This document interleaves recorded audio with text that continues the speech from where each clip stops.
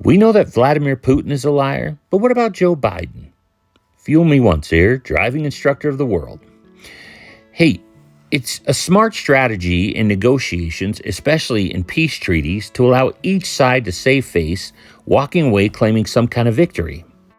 But does that really work with a narcissist and a liar? Putin has shown he's willing to destroy whatever and whoever. There's not a shred of human decency in this former KGB commander.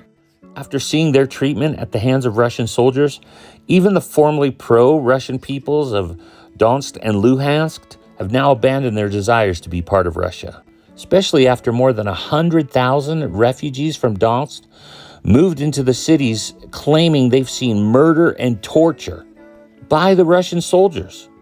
Yeah, I'd kind of change the way I feel if I saw torture happening all around me. Maybe these aren't the guys we want to have over for dinner. We're being told that such a shift in mentality was not foreseen by Russian military planners. You think? Look, this is a guy who's killed his own people. You think Putin's going to uphold a peace treaty of some kind?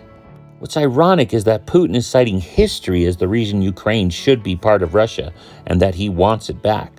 But don't go too far back in history, because Lenin said that nations should have the right of self-determination. And Putin's own mentor, Anatoly Sobchak, said, republics that were the founders of the Union, having rejected the 1922 Union Treaty, must return to the boundaries they had before joining the Soviet Union. That's a quote.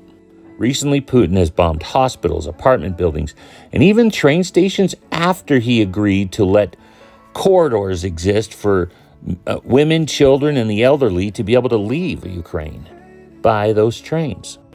The UN's Human Rights Agency has said that they can identify at least 2,000 people, civilians that Russia's killed. That's just the ones they know about. Does Putin really realize that he can't keep Ukraine at this point? What does this bully actually want?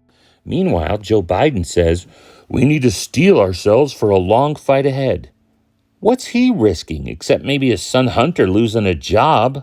Maybe they exposed some bioweapons plants we had over there. Biden stands by his statement that Putin must not remain in power, but said that's not a policy statement, that's just moral outrage. And he also needs $813 billion for defense to potentially fight against China and Russia. But we're not getting in a war with them, he says. Does this guy hear himself? His own face can't even save himself. His brain doesn't make any sense. So drive kind and don't bomb any of your neighbors.